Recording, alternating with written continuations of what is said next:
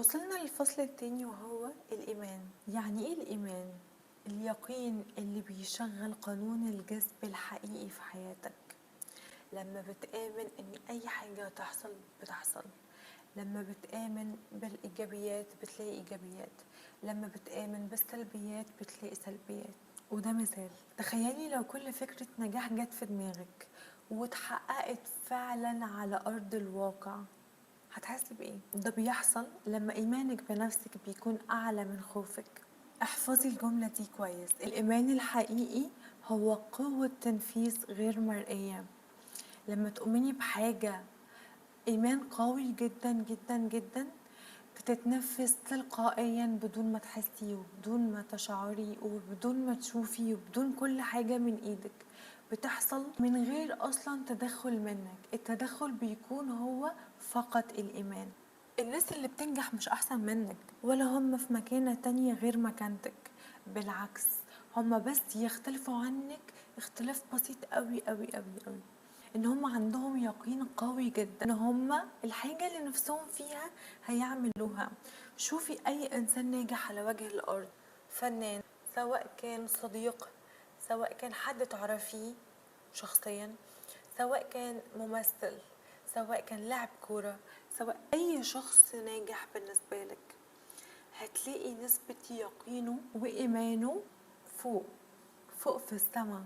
صدقيني، أنا مفيش حد في الدنيا قدر يوصل لحاجات مش كل الناس بتوصل لها إلا لو كان اليقين بتاعه عالي جدا جدا جدا جدا. فتاني حاجة هنكتسبها هو اليقين والإيمان بإن الحاجة دي هتحصل، الحاجة دي هتتنفذ.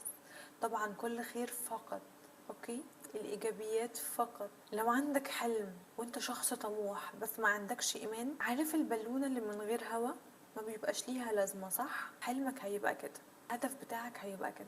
علشان كده نابليون هيل قال ان الايمان تاني خطوه للثراء، ومن غيره الاحلام بتموت.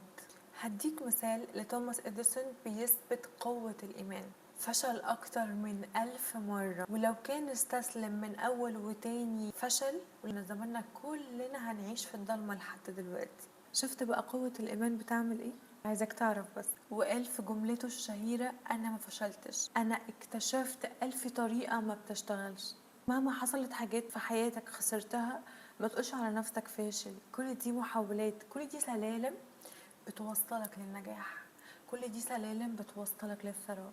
زي مثلا محمد صلاح، لو سمع كلام الناس اللي قالت له مستحيل توصل للعالمية ومفيش أكتر من الناس السلبية في مصر، لو كان سمع كلام الناس كان هيفضل في القرية وعمره ما كان هيكون أيقونة عالمية. لولا إيمانه ما كان محمد صلاح دلوقتي، لكن هو آمن بنفسه. عرفتوا قد إيه الإيمان مهم؟ لما تكون مآمن بنفسك ومآمن بقدراتك وواثق وعندك يقين 100% انك هتوصل، اقسم بالله ده بيوصلك في ثانية. الايمان مش كلام ولا تمني، مش هنفضل نتمنى على الفاضي. هو صوت جواكي بيقول انا هنجح حتى لو اتأخرت شوية، انا هحقق اول مليون في حياتي لو حتى اتأخرت شوية. الايمان بيتولد من ايه؟ من تكرار الرسائل الايجابية، ربط الهدف بالعاطفة، رؤية نفسك بعد النجاح. هتكون عامل ازاي؟ شكلك هيكون عامل ايه؟ هتكون لابس ايه؟ وهتخرج في اماكن ايه؟ وهتاكل ايه؟ وهتفسح اهلك فين؟ كل ده خليه جوه عقلك وفي ذهنك دايما. العقل الباطن مصنع النجاح. لو خدت طاقة إيجابية هيديك طاقة إيجابية، لو خدت طاقة سلبية هيديك طاقة سلبية، لو أخد كلام مش لذيذ هيديك كل حاجة مش لذيذة في الدنيا. برمج عقلك الباطن، وكل ده هشرحه لكم في كتاب قوة عقلك الباطن بالتفصيل. العقل دايما بيسمع مشاعرك مش بالكلام، بالاحساس اللي جواك. هتحسي ان انتي مليونيرة ولما تحسي ان انتي ذو قيمة، زي مثلا كل الطرق اللي حواليكي هتتفتح لك علشان توصلك لده.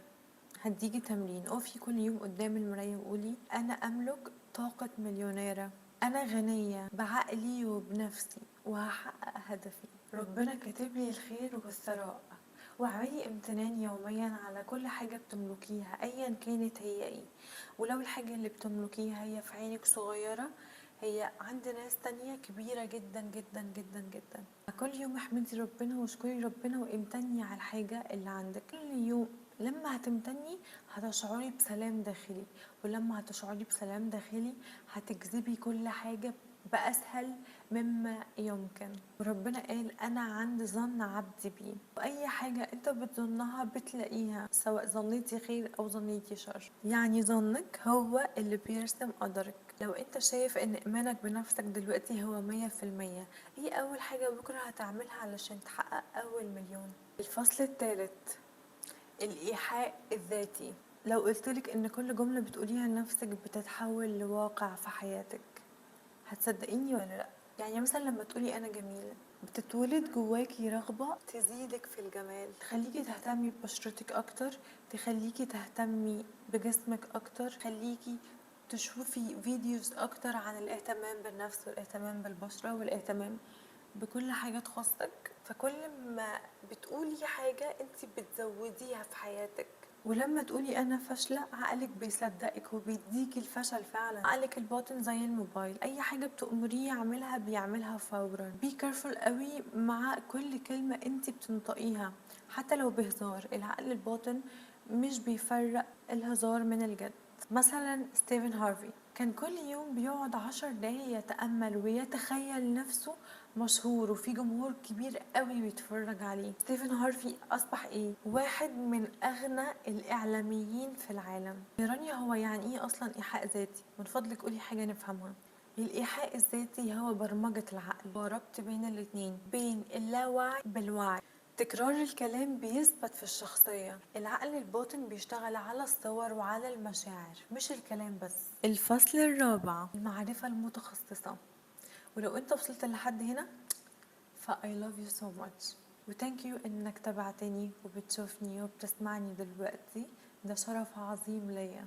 على فكرة، مش الجامعة هي اللي هتخليك غني، ومش الجامعة هي اللي هتخليكي غنية. اللي هيخليك غني هي المعرفة. فلوس بتيجي للي يعرف مهارة محددة ويعرف يستخدمها صح على حسب احتياج اللي حواليه. نابليون هيل بيقول المعرفة العامة بتخليكي ذكية، ولكن المعرفة المتخصصة بتخليكي غنية. العالم مليان دكاترة ومهندسين، لكن مش كلهم أغنياء.